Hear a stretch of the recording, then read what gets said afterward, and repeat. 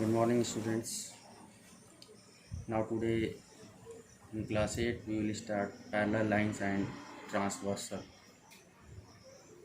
So first of all we will learn about transversal.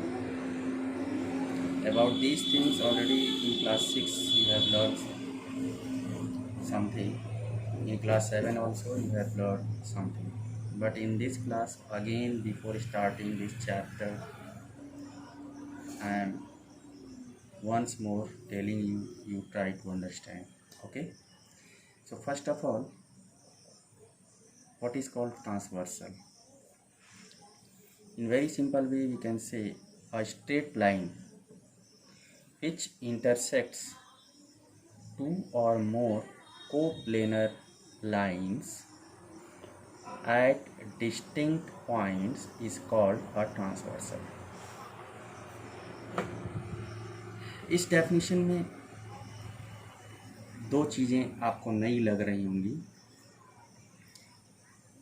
Coplanar lines, coplanar lines का मतलब कि वो lines जो एक ही प्लेन में है, एक प्लेन सरफेस में, एक ही प्लेन सरफेस में आती हैं at distinct points. Distinct point का मतलब अलग अलग पॉइंट्स पे, अलग अलग बिंदु पे। आप इस फिगर में देख सकते हो M और N दो लाइंस हैं, एक प्लेन में, एक प्लेन पेज में आप ये लाइन ड्रॉ किए हो, और एक तीसरी लाइन है L जो M और N को पॉइंट A और B पर कट कर रही है। तो इस तरह से L एक ट्रांसवर्सल लाइन हो गई और M और N वो लाइंस हो गई जो एक प्लेन में है और जिनको लाइन L इंटरसेक्ट कर रही है। M और N की तरह दो से ज़्यादा लाइंस भी हम ले सकते हैं और एक ही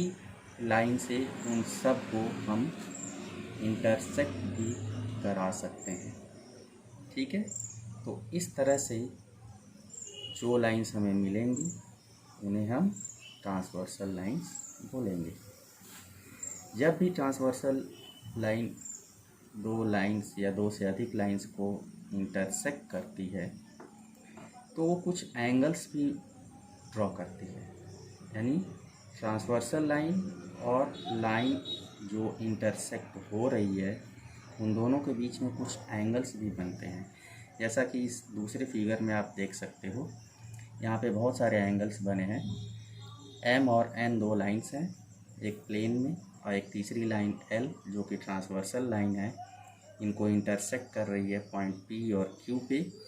तो ये एंगल्स इस तरह से बने हैं, एंगल 1, एंगल 2, एंगल 3 और एंगल 4। इसी तरह से दूसरी लाइन के साथ ट्रांसवर्सल के एंगल्स हैं 5, 6, 7 और 8।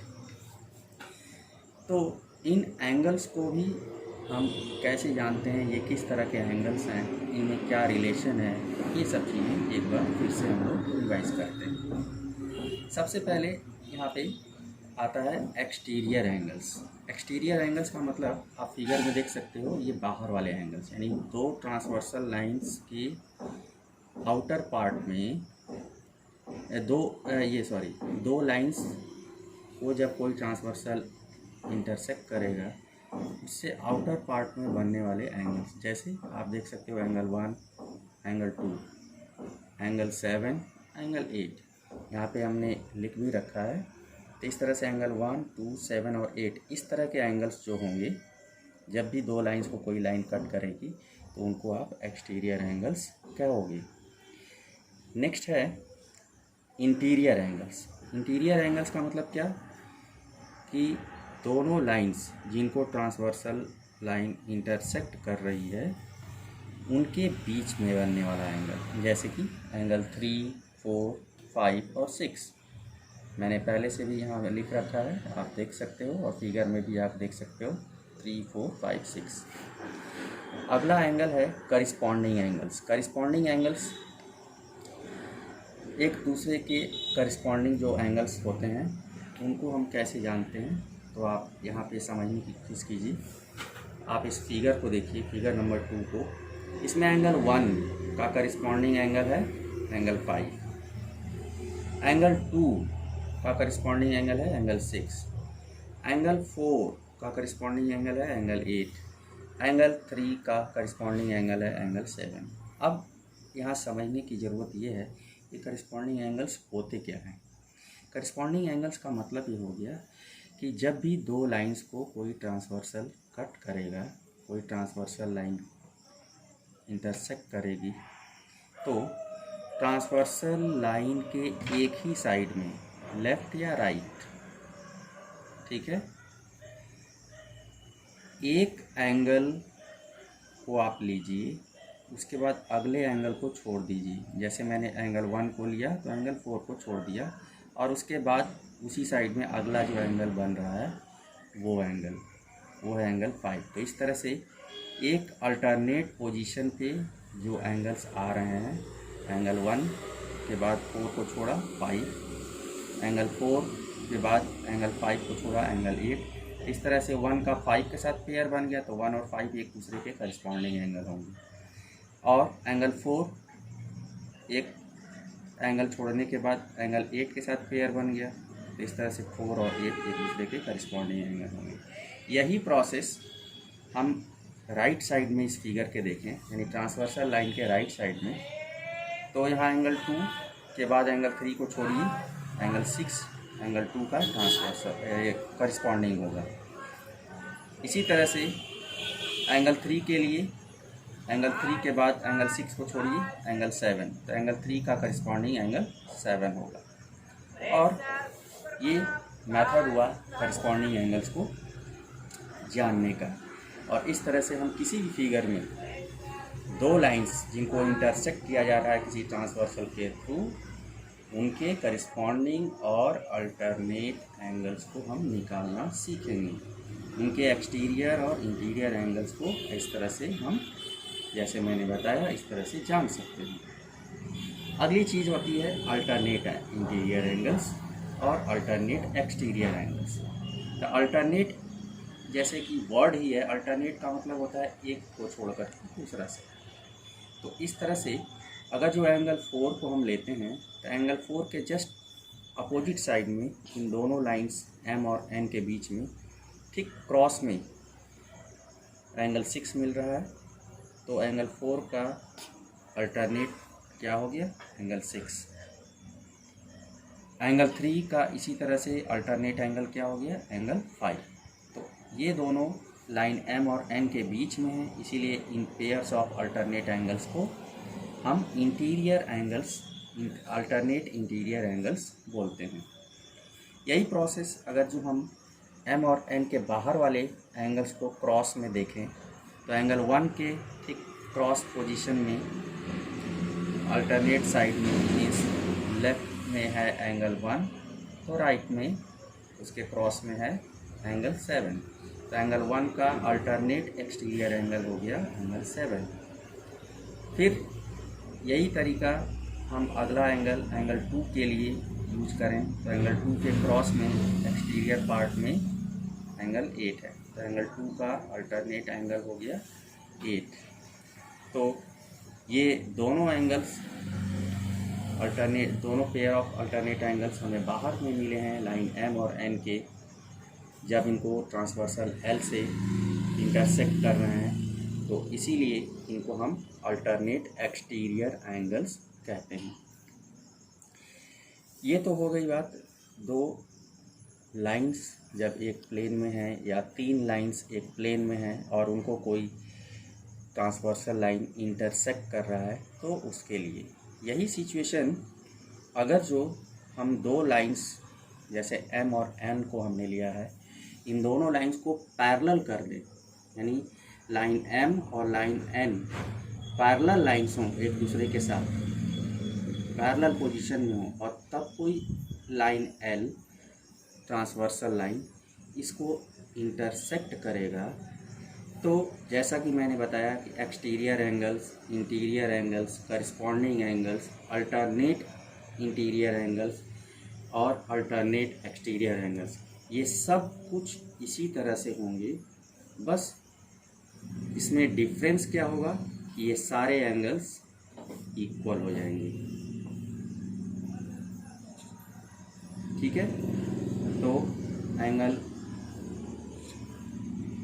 Sorry one more thing, exterior और इंटीरियर एंगल्स को छोड़ करके करिस्पॉन्डिंग और अल्टरनेट एंगल्स जो हमने लिए ये सब क्या हो जाएंगे, इक्वल होंगे। यानी करिस्पॉन्डिंग एंगल्स एक दूसरे के इक्वल हो जाएंगे और अल्टरनेट इंटीरियर एंगल्स एक दूसरे के इक्वल हो जाएंगे, अल्टरनेट एक्सटीरियर एंगल्स एक दूसरे के इक्वल हो जाएंगे। एक्सटीरियर और इंटीरियर एंगल्स की बात इसमें हम नहीं कर रहे हैं, ठीक है। तो इस तरह से हम ये सारी चीज़ें याद करने की कोशिश करेंगे। इसके बाद अगला पॉइंट आता है interior angles on same side of transversal. तो इसके अकॉर्डिंग इंटीरियर एंगल्स यानी कि लाइन एम और एन के बीच में जब ट्रांसवर्सल कट कर रहा है तो इंटीरियर एंगल्स सेम साइड में कौन कौन से हैं हम इस फिगर में देख सकते हैं।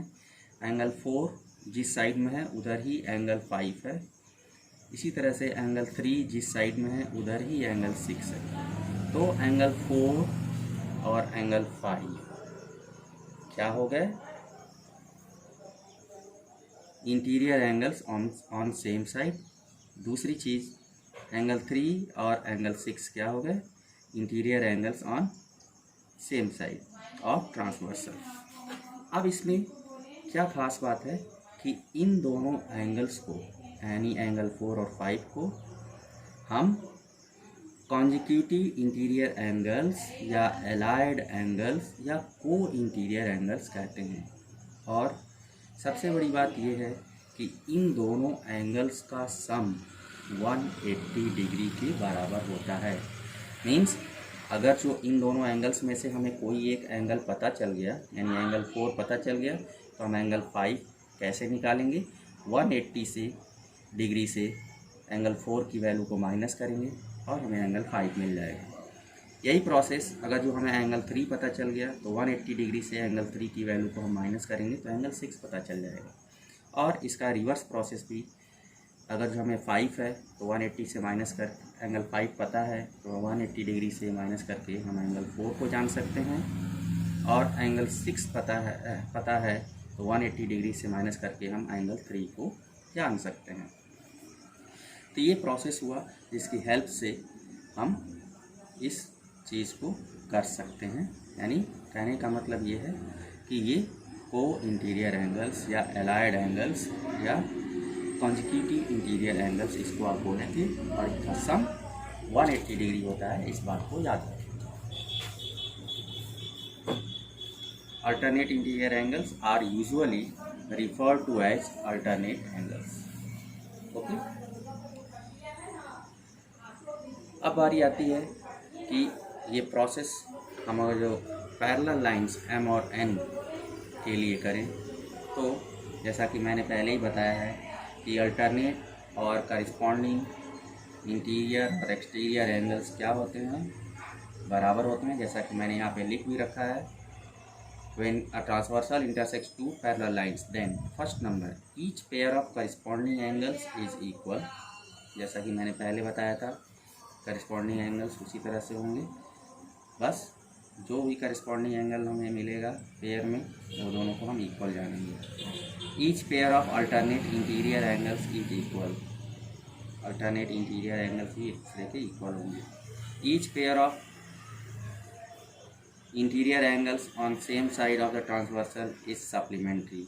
जैसा कि मैंने अभी बताया एंगल 3 और 4 5 सॉरी एंगल 4 एंड 5 और एंगल 3 और 6 के लिए पिछले फिगर में। तो ये सारी चीज़ें हैं, इनको आप याद करने की कोशिश कीजिए, एक बार रिवाइज करने की कोशिश कीजिए।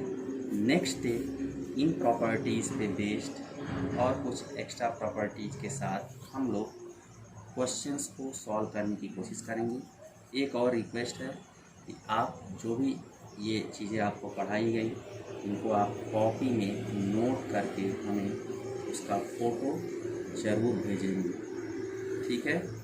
ऐसे स्टूडेंट्स जो इसमें ये प्रोसेस को फॉलो नहीं करेंगे उनको क्लास से आउट कर दिया जाए। Thank you.